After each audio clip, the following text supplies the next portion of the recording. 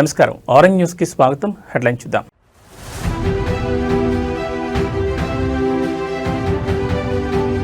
ఈటికాపుర సంక్రాంతి మహోత్సవాల్లో ఉత్సాహం, పాల్గొన్న deputy CM Pawan Kalyan.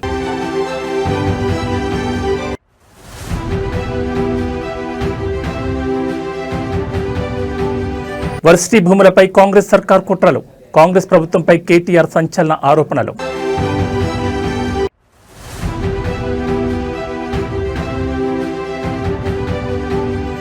SLBC plan B అమలుకు సన్నాహాలు, మన్నేవారిపల్లి అవుట్లెట్ నుంచి టీబీఎం తొలగింపు.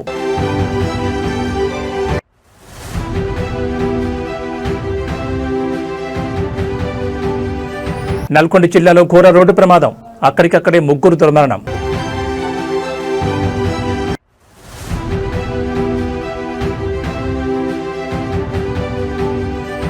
శ్రీవారి మెట్టు మార్గంలో చిరుత సంచారం, నడక మార్గాన్ని తాత్కాలికంగా మూసేసిన టీటీడీ.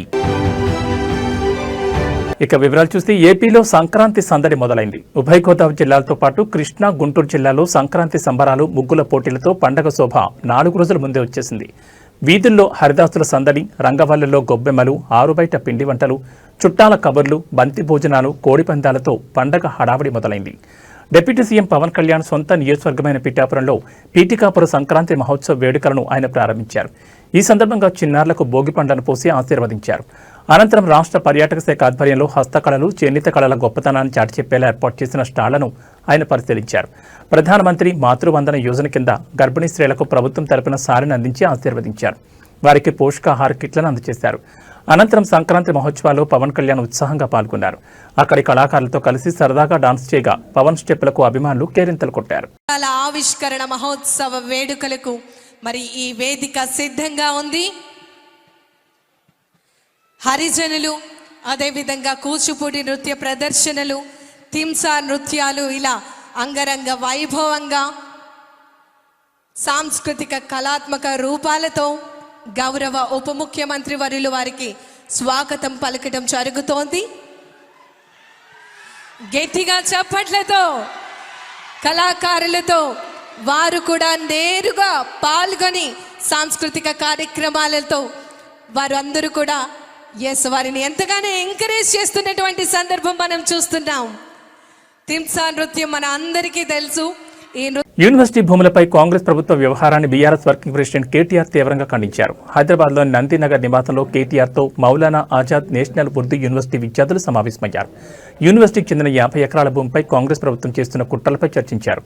అనంతరం కేటీఆర్ మీడియాతో మాట్లాడుతూ ఉర్దూ యూనివర్సిటీని నిర్వీర్యం చేసే కుట్రలను విద్యార్థులు వివరించారని తెలిపారు. ఓఆర్ఆర్ కోసం మౌలానా ఆజాద్ నేషనల్ ఉర్దూ యూనివర్సిటీ గతంలో 32 ఎకరాలు ఇచ్చిందని కేటీఆర్ తెలిపారు. కాజాగూడ లింక్ రోడ్ కోసం మరో 7 ఎకరాల భూమి ఇచ్చారని పేర్కొన్నారు. ఇప్పుడు మళ్లీ 50 ఎకరాల భూమిపై రేవంత్ సర్కార్ కుట్రలు చేస్తోందని ఆరోపించారు. ప్రస్తుతం రాష్ట్రం రియల్ ఎస్టేట్ బ్రోకర్ చేతిలో ఉందని అన్నారు. అగ్రికల్చర్ యూనివర్సిటీ, హెచ్సియు భూములపై రేవంత్ కుట్రలు చేస్తారని మండిపడ్డారు. హెచ్సియులో 10,000 కోట్ల కుంభకోణం జరిగితే కేంద్రం ఎందుకు స్పందించడం లేదని ప్రశ్నించారు. యూనివర్సిటీ భూములపై రేవంత్ సర్కార్ విరుచుకుపడుతోందని కేటీఆర్ విమర్శించారు. రాజ్యాంగాన్ని చేతిలో పట్టుకుని రాహుల్ గాంధీ చేస్తుంది ఇదేనా అని ప్రశ్నించారు. మైనార్టీలపై ప్రేమ అంటే ఇదేనా అని నిలదీశారు. 2 లక్షల ఉద్యోగాలు ఏమయ్యాయని కాంగ్రెస్ అగ్రనేత రాహుల్ గాంధీని ప్రశ్నించారు. మళ్ళీ తిరిగి 2-2.5 ఏళ్లలో కేసీఆర్ గారి ప్రభుత్వం వస్తుంది. వచ్చిన తర్వాత ఇదే యూనివర్సిటీలో ఆ ల్యాండ్ లోనే ఎక్స్పాన్షన్ కి కావాల్సిన డబ్బులు కూడా అవసరమైతే స్టేట్ గవర్నమెంట్ నుంచి మేమిచ్చి మీకు అండగా నిలబడతాం. Future expansion also we will take responsibility if the central government does not act. We will add infrastructure, we will come back and we will stand by the students. And in this fight they are meeting every political party, they are meeting every political leader. I wish them the best. We are with you. We'll raise our voice in all forums. We'll raise our voice in Rajya Sabha where we have representation. We'll also come with you to Delhi if need be. Delhi bhi aayenge aur union government se bhi sawal karenge ki kyun kar rahe ho aap ye log ye sab. To isliye main aapse kehna chahta hu, media kuda nenu ధన్యవాదాలు చెప్తాను. ఎందుకంటే మీరు అందరూ కూడా ఇష్యూని support చేస్తా ఉన్నారు. Central యూనివర్సిటీలో ఎట్లా అయితే ఈ ప్రభుత్వం భూములను గుంజుకునే ప్రయత్నం చేసిందో ఇక్కడ మౌలానా ఆజాద్ యూనివర్సిటీలో కూడా అదే రకంగా భూములను లాక్కునే ప్రయత్నం చేస్తున్నది. మరి నిన్న ఏం జరిగింది? నిన్న రాత్రి 2 ఏళ్లు గడిచిపోయింది, 25 నెలలు దాటిపోయింది. ఇంతవరకు 10,000 ఉద్యోగాలు కూడా ఇవ్వలేదు. మీరు ఏమైనా నీ 2 లక్షల ఉద్యోగాలని చెప్పి పిల్లలు రోడ్డెక్కితే వాళ్ళని ఇష్టం వచ్చినట్టు గొడ్లను కొట్టినట్టు కొట్టి వాళ్ళని 7 పోలీస్ స్టేషన్లో నిన్న ఈ దిక్కుమాలిన ప్రభుత్వం వారిని నిర్బంధించింది. ఈ రోజు కూడా ఉదయం నుంచి మళ్లీ అరెస్టుల మీద అరెస్టులు చేస్తా ఉన్నారు. ఎందుకు? ముఖ్యమంత్రి గారు అక్కడేదో బట్టల షాప్ ఓపెనింగ్ కోతున్నట్ట దానికోసం ఆ రోడ్ పోతుంటే ఎక్కడ ముఖ్యమంత్రికి అడ్డం వచ్చి నోటిఫికేషన్ లేవి అని నిలదీస్తారు, ముఖ్యమంత్రిని దిగ్బంధం చేస్తారన్న భయంతో ఇలా పోలీసులను అడ్డం పెట్టుకుని ఒకటి మనం చూస్తూ ఉంటాం. సినిమాల్లో, టీవీల్లో సీరియల్ కిల్లర్లను చూస్తుంటాం. అట్లాగే ఈ కాంగ్రెస్ ప్రభుత్వం ఎట్లా ఉందంటే సీరియల్ స్నాచర్ వీళ్ళు. ఇది మొదటిది కాదు, ప్రభుత్వ భూమి వీళ్ళు లాక్కునే ప్రయత్నం చేస్తున్నది. మీకు గుర్తుండాలి, ప్రొఫెసర్ జయశంకర్ గారి పేరు మీద ఉన్న వ్యవసాయ విశ్వవిద్యాలయం నుంచి 100 ఎకరాల స్థలాన్ని తీసుకున్నారు. అక్కడ విద్యార్థులు మొత్తం పోరాటం చేసినా, ఆందోళన చేసినా వారి ఉద్యమాన్ని అణిచివేసి 100 ఎకరాలు తీసుకుని అక్కడ హైకోర్టు కడతామని చెప్పి ప్రభుత్వం వారు ఆనాడు కూడా స్వాధీనం చేసుకున్నారు. రాష్ట్రంలో ఎక్కడా భూమి లేదన్నట్టు విశ్వవిద్యాలయం మీద పడి ఆ ల్యాండ్ గుంజుకున్నారు. ఆ తర్వాత హైదరాబాద్ సెంట్రల్ యూనివర్సిటీలో కూడా ఇదే రకమైన రియల్ ఎస్టేట్ దందా, ఇదే రకమైన రియల్ ఎస్టేట్ వ్యాపారం అక్కడ కూడా చేసే ప్రయత్నం చేసి 400 ఎకరాలు అక్కడ మరి యూనివర్సిటీ భూమిని కూడా తీసుకునే ప్రయత్నం చేస్తే చివరికి సుప్రీంకోర్టు చీఫ్ జస్టిస్ ఆయన స్వయంగా బీఆర్ గవాయి గారు, ఆయన గ్రీన్ బెంచ్ కూడా ఆయనే చూస్తారు కాబట్టి సువమోటోగా ఆయన తీసుకొని ఆదేశాలు ఇచ్చేదాకా వీళ్ళు ఇక్కడ రాష్ట్ర ప్రభుత్వం పట్టించుకోలేదు, కేంద్ర ప్రభుత్వం కూడా పట్టించుకోలేదు. సెంట్రల్ యూనివర్సిటీ భూమి అయినప్పటికీ కేంద్రము స్పందించలేదు. ఇక్కడ రాష్ట్రం అయితే ఒక రియల్ ఎస్టేట్ బ్రోకర్ చేతిలో ఉంది కాబట్టి రాష్ట్రం ఎట్లాగూ వాళ్లే హరాస్మెంట్ చేస్తున్నారు కాబట్టి వాళ్ళు స్వయంగా పట్టించుకోలేదు. కానీ సుప్రీంకోర్టు ఇన్వాల్వ్ అయిన తర్వాత నిజంగా ఒక బాధాకరమైన సంఘటన జరిగింది. సుప్రీంకోర్టు ఇన్వాల్వ్ అయ్యి ఒక సెంట్రల్ ఎంపవర్డ్ కమిటీని వేసిన తర్వాత ఆ కమిటీ చెప్పింది స్పష్టంగా 10,000 కోట్ల కుంభకోణం. అశోక్ నగర్ లో సినిమా థియేటర్ ప్రారంభోత్సవానికి వెళ్తున్న ముఖ్యమంత్రి రేవంత్ రెడ్డిపై మాజీ మంత్రి హరీష్ రావు తీవ్రస్థాయిలో విమర్శలు గుప్పించారు. వినోద కార్యక్రమాలకు వెళ్తున్న ముఖ్యమంత్రికి అదే ప్రాంతంలో ఉన్న నిరుద్యోగుల ఆవేదన వినిపించడం లేదని ఆయన ప్రశ్నించారు. హరీష్ రావు రేవంత్ రెడ్డికి సూటుగా సవాల్ విసిరారు. ఎన్నికల సమయంలో ఇదే అశోక్ నగర్ కు రాహుల్ గాంధీతో కలిసి వచ్చి అధికారంలోకి వచ్చిన మొదటి ఏడాదిలోనే 2 లక్షల ఉద్యోగాలు ఇస్తామని హామీ ఇచ్చారు. ఇప్పుడు అదే అశోక్ నగర్ కు వస్తూ నిరుద్యోగులను కలిసే ధైర్యం మీకుందా అని నిలదీశారు. థియేటర్ పక్కనే ఉన్న సెంట్రల్ లైబ్రరీకి వెళ్లి అక్కడ ఉద్యోగాల కోసం వేచి చూస్తున్న నిరుద్యోగుల పరిస్థితిని చూడాలని రేవంత్ రెడ్డి సూచించారు. అసెంబ్లీలో మంత్రి శ్రీధర్ బాబు అందరికీ ప్రభుత్వ ఉద్యోగాలు ఇవ్వలేమని చెప్పడం నిరుద్యోగులను వంచడమేనన్నారు. బట్టి విక్రమార్క ప్రకటించిన జాబ్ క్యాలెండర్ ఒక జాబ్లెస్ క్యాలెండర్ గా మిగిలిపోయిందని ఎద్దేవా చేశారు. ఇవాళ రేవంత్ రెడ్డి గారు ఒక సినిమా థియేటర్ ఓపెనింగ్ పోతున్నారు. పోనీ మంచిదే, సినిమా టాకీస్ ఎవరు అశోక్ నగర్ లో పిలిచిందట, ఇబ్బంది కత్తిరించినందుకు అశోక్ నగర్ పోతున్నారు cinema talkies inauguration. Revanth Reddy మరి పోతున్నాం అశోక్ నగర్ కానీ మరి ఎలక్షన్ల ముందు అదే అశోక్ నగర్ లో సెంట్రల్ లైబ్రరీకి పోయినావు, యాదుకుందా? నువ్వు రాహుల్ గాంధీ కలిసి అశోక్ నగర్ లో ఆ సినిమా టాకీస్ పక్కకే సెంట్రల్ లైబ్రరీ ఉంటుంది. అక్కడ మెట్ల మీద కూర్చొని బిడ్డ మాకు గవర్నమెంట్ వచ్చేటట్టు చేయి, మా గవర్నమెంట్ వస్తే కాంగ్రెస్ ప్రభుత్వం రాగానే 2 లక్షల ఉద్యోగాలు ఒకటే ఏడాది ఇస్తా అని మాట ఇచ్చేచ్చినావు. మరొక్కసారి పోయిరారా దాందాక సినిమా టాకీస్ రిబ్బన్ కత్తిరించినాక ఒక్కసారి అశోక్ నగర్ సెంట్రల్ లైబ్రరీకి పోయిరారాదు, పోయి ఏం చేసినావో వాళ్ళకి ఇచ్చిన మాట ఏందో ఒక్కసారి మాట్లాడు. నిన్న దిల్సుఖ్ నగర్ లో పిల్లలంతా రోడ్ల మీదకి వచ్చి ధర్నా చేసాం. ఎన్నికల ముందు కాంగ్రెస్ వాళ్ళేమో 2 లక్షల ఉద్యోగాలు ఏడాది ఇస్తాం, గవర్నమెంట్ ఉద్యోగాలు ఇస్తామన్నారు. నిన్న అసెంబ్లీలో మంత్రి శ్రీధర్ బాబు గారు చెప్తున్నారు, గవర్నమెంట్ ఉద్యోగాలు ఆడుంటాయి బై, ప్రైవేట్ లో నౌకరు చేసుకోపోయి అందరి గవర్నమెంట్ ఉద్యోగాలు ఇచ్చి సాధ్యమవుతుందా, ఇది కాదు అని చేతులు ఎత్తేసాడు. బట్టి విక్రమార్క గారేమో జాబ్ క్యాలెండర్ పెట్టి జాబ్లెస్ క్యాలెండర్ చేసేసిండు దాన్ని. మరి ఇప్పుడు అశోక్ నగర్ కు రేవంత్ రెడ్డి గారు సినిమా టాకీస్ ఇనాగ్రేషన్ పోతే 1000 మంది పోలీసు వాళ్ళని పెట్టిరట. ఏదైనా సందులకి వెళ్ళి పొలాలు అత్తారేమో అడుగుతారేమో అని 1000 మంది పోలీసు వాళ్ళని పెట్టుకుని సినిమా టాకీస్ ఇనాగ్రేషన్ పోతుండే. ఇప్పుడు నిన్న మొన్న దిల్సుఖ్ నగర్ లో పిల్లలు పాపం ఏమైనాయి మా 2 లక్షల ఉద్యోగాలు, ఏమైంది మా జాబ్ క్యాలెండర్ అని అడిగితే వాళ్ళ ఈపులన్నీ వాయగొట్టేసి బూతులు. సంగారెడ్డి జిల్లా కొల్లూరులో 9 ఎకరాలకు పైగా భూమిని కబ్జా చేసేందుకు యత్నించారు కొందరు వ్యక్తులు. రాత్రికి రాత్రి 200 మందికి పైగా దుండగులు ప్రైవేట్ భూమి వద్దకు చేరుకున్నారు. కంటైనర్, నేమ్ బోట్లు, రేలింగ్ పైపులతో డీసీఎం ట్రాలీ ఆటోలో అర్ధరాత్రి వేళ వచ్చి హల్చల్ చేశారు. జేసీబీల సహాయంతో ప్రహారీ గోడలు తొలగించి రేలింగ్ పైపులను పాతిన వైనం కనిపిస్తోంది. దుండగులు సెక్యూరిటీ గార్డులను కిడ్నాప్ చేసి నార్సింగ్ వద్ద వదిలేసి వచ్చారు. మరో వాచ్మెన్ దంపతులపై దాడి చేసి చంపుతామని బెదిరింపులకు పాల్పడ్డారు. G Madhavi wife of Bhagwant రెడ్డికి చెందిన సర్వే నెంబర్ 192/9లోని 5.12 గుంటల భూమి, చెదలవాడ శ్రీనివాస్ చెందిన 4 ఎకరాల భూమి ఉన్నట్లు అధికారులు గుర్తించారు. వదిలిపెట్టిన సెక్యూరిటీ గార్డుల ద్వారా సమాచారం అందుకున్న సూపర్వైజర్ పోలీసులకు సమాచారం ఇవ్వడంతో కొల్లూరు పోలీసులు ఘటనాస్థలానికి చేరుకున్నారు. రాత్రి దాదాపు 20 మంది మహిళలు, 12 మంది పురుషులను అదుపులోకి తీసుకున్నట్లు కొల్లూరు పోలీసులు తెలిపారు.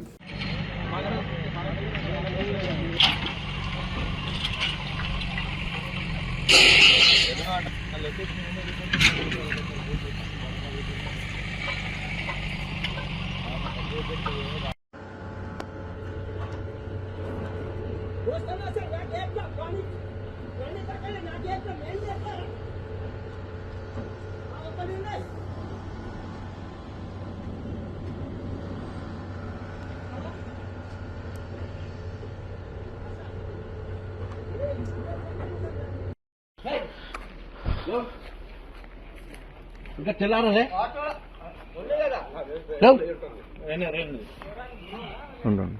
ఉండు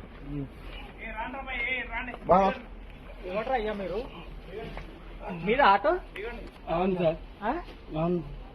తిరుమలలో మందు బాటిల్స్ లభ్యమైన విషయంలో ఇప్పటికే కేసు నమోదైంది. వైసీపీ చెందిన కోటి అనే కార్యకర్తతో పాటు ఓ మీడియా ప్రతినిధిని పోలీసులు అరెస్ట్ చేసిన విషయం తెలిసిందే. అయితే కోటి అనే వ్యక్తి టీటీడీ మాజీ చైర్మన్ వైసీపీ నేత భూమన కరుణాకర్ రెడ్డి అనుచరుడని కూటమి నేతలు ఆరోపిస్తున్నారు. మద్యం బాటిళ్ల వివాదం వైసీపీ కుట్రగా పేర్కొంటూ విమర్శల వర్షాన్ని కురిపిస్తున్నారు. దీనిపై భూమన కరుణాకర్ రెడ్డి స్పందిస్తూ శుక్రవారం మీడియాతో మాట్లాడారు. కూటమి ప్రభుత్వం తిరుమల పవిత్రతను దెబ్బతీస్తోందని భూమన ఆరోపించారు. మద్యం బాటిళ్లు లభ్యం అవడం వెనుక వైసీపీ పాత్ర ఉందనేది అవాస్తవమన్నారు. తప్పుడు కేసులు బనాయించి భయపెట్టే ప్రయత్నం చేస్తున్నారని విమర్శించారు. బిఎన్ఎస్ సెక్షన్ 152 కింద కేసు కట్టడం అత్యంత దారుణంగా అభివర్ణించారు. న్యాయమూర్తులున్నారు కాబట్టి తాము బతికిపోతున్నామన్నారు. లేదంటే వైసీపీ నేతలు కార్యకర్తలు జైళ్లే ఆవాసాలుగా మారేవన్నారు. ప్రస్తుతం TTD chairman BR Naidu private సైన్యాన్ని నిర్వహిస్తున్నారని అనుమానం వ్యక్తం చేశారు. వారే మద్యం తాగి బాటిళ్లను అక్కడ పడేశారని ఆరోపణలు గుప్పించారు. 25 గోను సంచుల నిండా మద్యం బాటిల్ బయటపడిన విషయం నిజం కాదా అని ఆయన కూటమి ప్రభుత్వాన్ని ప్రశ్నించారు. మద్యం బాటిళ్లు వేసింది వైసీపీ కార్యకర్తనైతే దూరం నుంచి ఉన్న సీసీటీవీ ఫుటేజ్ కాకుండా దగ్గరగా ఉన్న సీసీటీవీ ఫుటేజ్ విడుదల చేయాలని సీఎం చంద్రబాబుకు సవాల్ విసిరారు. నిజంగా నీవు భక్తిపరుడువే అయితే నిరంతరం కరుణాకర్ రెడ్డి భక్తిపరుడు కాదని మాట్లాడుతున్నావే, ఛాలెంజ్ విసురుతున్నా. ఆ మొత్తం సీసీ ఫుటేజ్ ని బయట పెట్టండి. ఒకవేళ నువ్వు అన్నట్టుగానే కోటి చేశాడు అన్నది మరి ఏమైంది మీ భద్రతా వ్యవస్థ? కింద అంత పెద్ద ఎత్తున టాస్క్ ఫోర్స్ అంతా ఉంటుంది కదా, చెక్ పోస్ట్ ఉంది కదా, ఎలా వెళ్ళినాయి? మా వాళ్ళు తీసుకుపోతూ ఉంటే ఎందుకు పట్టుకోలేకపోయినామైనటువంటి సమస్యలు వస్తున్నాయి కొండ మీద. ఏదో నేను చేశానని బీఆర్ నాయుడు అంటున్నాడు. బీఆర్ నాయుడు, నేను చెప్తున్నా, నీ ప్రైవేటు సైన్యం, నీ దళారీ సేన తాగి పారేసి ఉండవచ్చు. నీకెక్కడ భక్తి ఉంది? నువ్వు నీ అరాచకాలకు అంతెక్కడుంది? ఎలా వచ్చాయి నీకు ఇన్ని వేల లక్షల? తిరుమల శ్రీవారి మెట్టు నడక మార్గంలో మరోసారి చిరుత సంచారం కలకలం రేపింది. ఈ మార్గంలో 400 మెట్టు సమీపంలో చిరుత సంచరిస్తున్నట్లు కొందరు భక్తులు గుర్తించి వెంటనే టీటీడీ అధికారులకు సమాచారం అందించారు. దీంతో భద్రతా సిబ్బంది హుటాహుటిన ఆ ప్రాంతానికి చేరుకుని పరిస్థితిని సమీక్షించారు. భక్తుల భద్రతను దృష్టిలో ఉంచుకుని టీటీడీ అధికారులు శుక్రవారం ఉదయం శ్రీవారి మెట్టు మార్గంలో రాకపోకలను తాత్కాలికంగా నిలిపివేశారు. మార్గం మొత్తం విస్తృతంగా తనిఖీలు చేపట్టి చిరుత కదలిక లేవని నిర్ధారించుకున్న తర్వాత భక్తులను తిరిగి అనుమతించారు. ఈ నేపథ్యంలో భక్తులు అప్రమత్తంగా ఉండాలని, ఒంటరిగా కాకుండా గుంపులుగా ప్రయాణించాలని అధికారులు సూచించారు. పరిస్థితిని నిరంతరం పర్యవేక్షిస్తున్నామని, భక్తులు భయపడాల్సిన అవసరం లేదని భరోసా ఇచ్చారు. గత కొంతకాలంగా అలిపిరి శ్రీవారి మెట్టు మార్గంలో చిరుతలు, ఎలుగుబంట్ల సంచారం తరచుగా నమోదవుతుండటంతో భక్తులు ఆందోళన చెందుతున్నారు. ఇప్పటికే టీటీడీ ఆయా ప్రాంతాల్లో సీసీ కెమెరాలతో నిఘాను పటిష్టం చేసింది. రాత్రి వేళల్లో భక్తులను గుంపులుగా అనుమతించడం, అటవీ ప్రాంతాల్లో ఆహార పదార్థాలు పడేయొద్దని సూచించడం వంటి జాగ్రత్తలు తీసుకుంటున్న విషయం తెలిసిందే.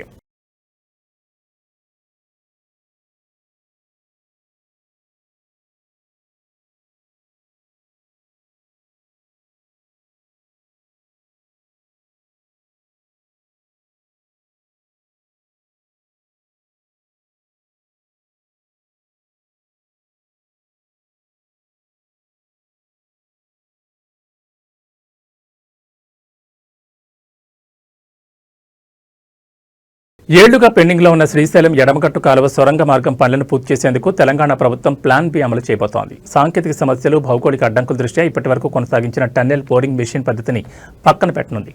సొరంగం తవ్వకంలో ఎదురవుతున్న అవాంతరాలను అధిగమించేందుకు ఇకపై డ్రిల్లింగ్ అండ్ బ్లాస్టింగ్ పద్ధతిని అనుసరించాలని అధికారులు ప్రభుత్వానికి విన్నవించారు.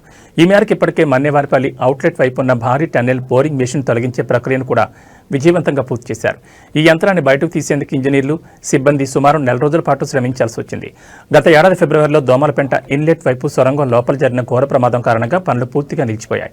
ఆ సమయంలో యంత్రాలు ఇరుక్కుపోవడం, భౌగోళికంగా రాళ్ల స్వభావం అనుకూలించకపోవడంతో ప్రాజెక్టు భవిష్యత్ ప్రశ్నార్థకంగా మారింది. 2 వైపులా పనులు ఆగిపోవడంతో ప్రభుత్వం ప్రత్యామ్నాయ మార్గాలపై దృష్టి సారించింది. సొరంగం మార్గంలో ఉన్న శిలల పటుత్వం, భూగర్భ జలాల ఉనికిని తెలుసుకునేందుకు ప్రభుత్వం ఇటీవల హెలిబోర్న్ మ్యాగ్నెటిక్ జియోఫిజికల్ సర్వే నిర్వహించింది. ఈ సర్వే నివేదిక అధికారులకు అందడంతో దాని ఆధారంగా తవ్వక పనులను పునఃప్రారంభించేందుకు సిద్ధమయ్యారు. కొత్త పద్ధతిలో పనులు చేపడితే తక్కువ సమయంలోనే మిగిలిన తవ్వకాలు పూర్తి చేయొచ్చని నిపుణులు భావిస్తున్నారు.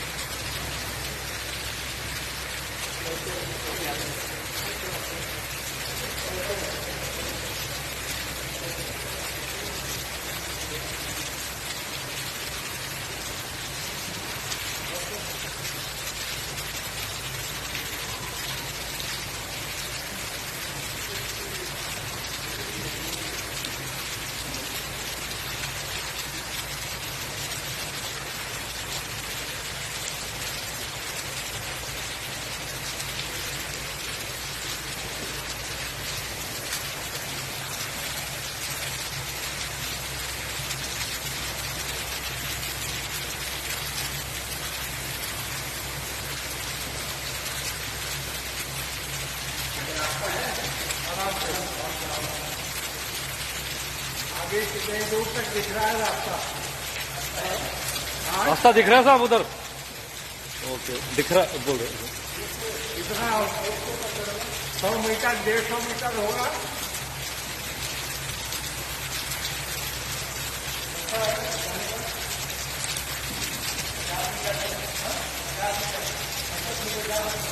पचास मीटर है क्या?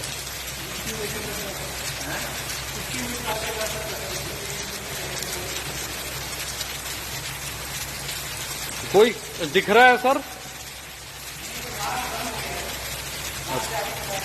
अच्छा,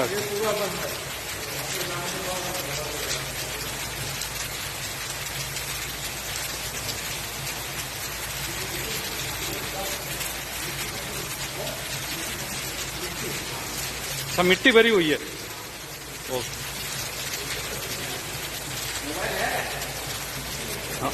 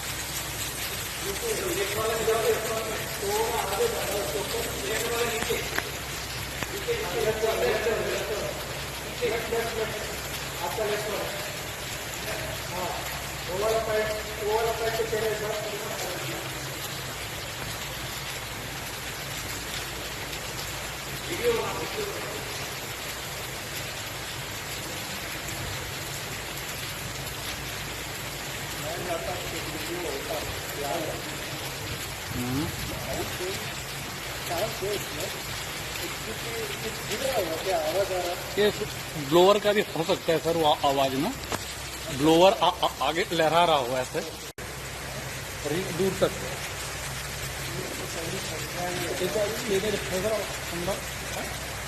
13,500 में पंप स्टेशन 5 है ना ये। 13,500 और आवाजें आ रही है।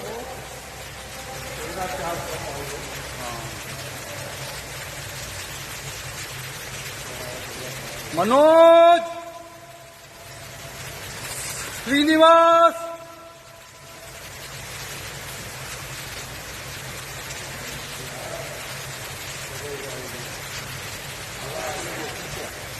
नहीं सर, बेल्ट डैमेज है इसके बाद में, बेल्ट डैमेज है ना इसके बाद। యూనివర్సిటీ భూములను కొల్లగొట్టేందుకు రేవంత్ సర్కార్ కుట్రలు చేస్తోందని మను విద్యార్థులు ఆరోపించారు. భూముల అమ్మకాలపై పోరాటం చేస్తుంటే వేధిస్తున్నారని మండిపడ్డారు. యూనివర్సిటీ భూముల జోలికొస్తే ఊరుకునేది లేదని హెచ్చరించారు. యూనివర్సిటీలో రియల్ ఎస్టేట్ దందా చేస్తే సహించమని వార్నింగ్ ఇచ్చారు. రాజ్యాంగం పట్టుకుని తిరిగే వాళ్లు విద్యార్థులకు అన్యాయంపై స్పందించారా అని ప్రశ్నించారు.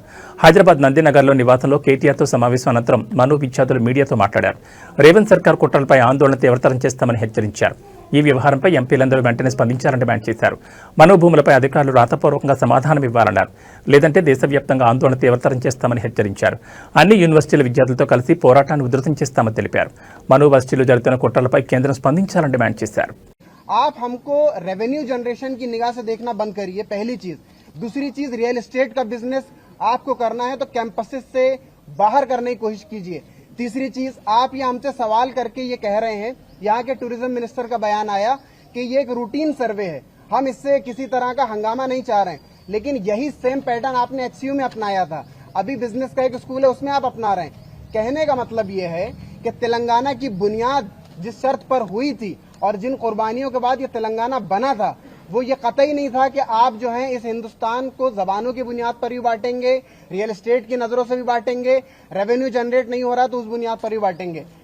और आखिरी चीज ये कि मानू ने जब ये नोटिस देखा और उन्होंने ये देखा कि सारे ग्रुप्स को उन्होंने यूनाइट किया और एक पब्लिक कॉल दी। जब हमने पब्लिक कॉल दी तो हमको थ्रेट किया गया, अननोन नंबरों से मुझे थ्रेट्स आए हैं। ऐसे लोगों की तरफ से थ्रेट्स आए हैं कि आपको आगे का कैरियर नहीं देखना है क्या? आप पीएचडी के बाद कुछ नहीं करना चाहते हैं क्या? हमें मालूम है आप कहाँ रहते हैं। इस तरह के अगर थ्रेट दिए जा रहे हैं सेंट्रल यूनिवर्सिटी में पढ़ने वाले लोगों को, पीएचडी स्कॉलर्स को, हम देख लें कि एजुकेशन के साथ हुकूमत का रवैया क्या है। बीजेपी की पॉलिसी है बेच दो, कांग्रेस ठीक उसी पॉलिसी पर अमल कर रही है।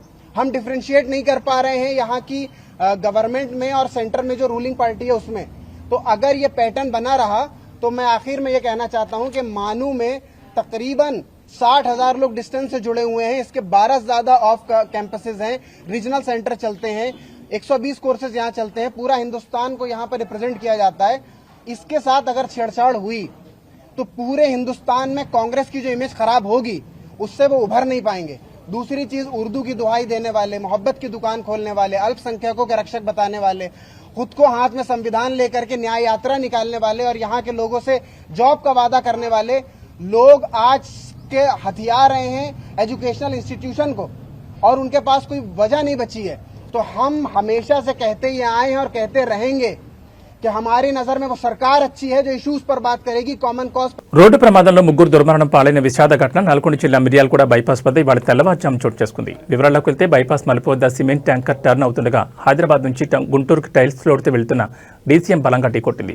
ఈ దుర్ఘటనలో డీసీఎంలో ఉన్న టైల్స్ అన్ని అందులో ఉన్న కూలీలపై పడడంతో ముగ్గురు కూలీలు అక్కడికక్కడే ప్రాణాలు విడిచారు. మరో ముగ్గురికి కూడా తీవ్రంగా గాయాలయ్యాయి. స్థానికుల సమాచారం మేరకు స్పాట్కు చేరుకున్న పోలీసులు గాయపడిన వారిని చికిత్స నిమిత్తం ఆసుపత్రికి తరలించారు. ఈ మేరకు కేసు నమోదు చేసుకుని దర్యాప్తు చేపడుతున్నారు.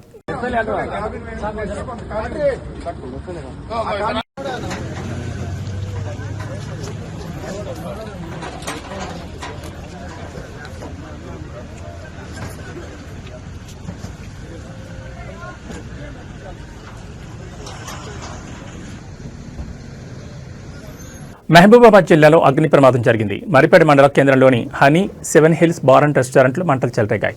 జనవరి 9న ఉదయం తెల్లవారుజామున రెస్టారెంట్లో మంటలొచ్చాయి. స్థానికుల సమాచారంతో ఘటనా స్థలానికి వచ్చిన ఫైర్ సిబ్బంది మంటలు నార్పేశారు. ప్రమాదంలో 2 2-వీలర్ వెహికల్స్ కూడా దగ్ధమయ్యాయి. రెస్టారెంట్ పూర్తిగా దగ్ధమైంది. దాదాపు 40 లక్షల వరకు ఆస్తి నష్టం వాటిల్లినట్టు తెలుస్తోంది. విద్యుత్ షార్ట్ సర్క్యూట్తో ప్రమాదం జరిగినట్టు తెలుస్తోంది. కేసు నమోదు చేసుకుని దర్యాప్తు చేస్తున్నారు పోలీసులు.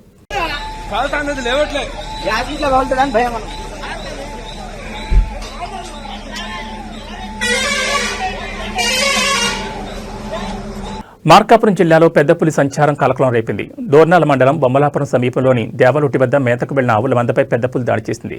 ఈ దాడిలో ఒక ఆవు తీవ్రంగా గాయపడింది. గమనించిన పశువుల కాపరి కేకలు వేయడంతో ఆవును వదిలేసిన పులి ఒక్కసారిగా కాపరిపై దూసుకెళ్లింది. ఇంతలో కొన్న వారంతా కర్రలతో బెదిరించడం అక్కడి నుంచి జారుకుంది.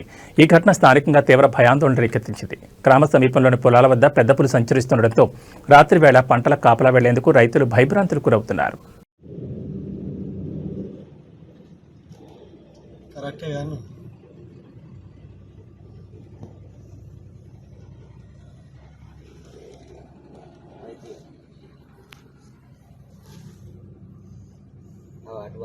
అటు వెళ్తాను బాబా.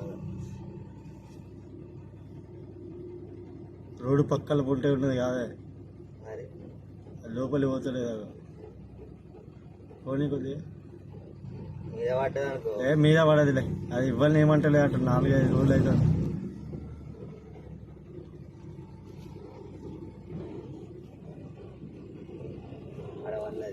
ఉన్నదా?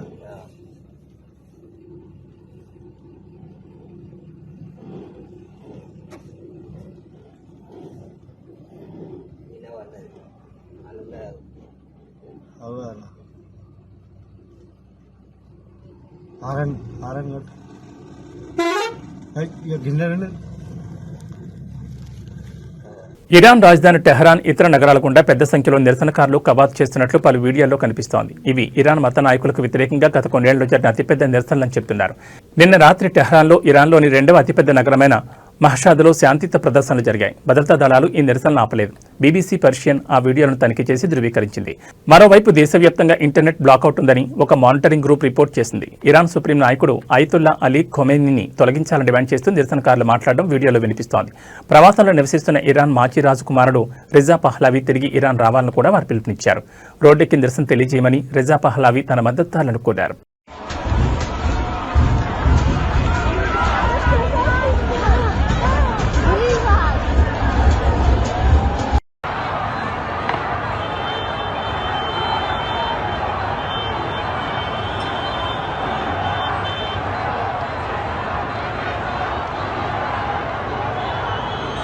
ఇవి ఈ బులెటిన్ విశేషాలు. మరో బులెటిన్లో మళ్ళీ కలుసుకుందాం. నమస్కారం.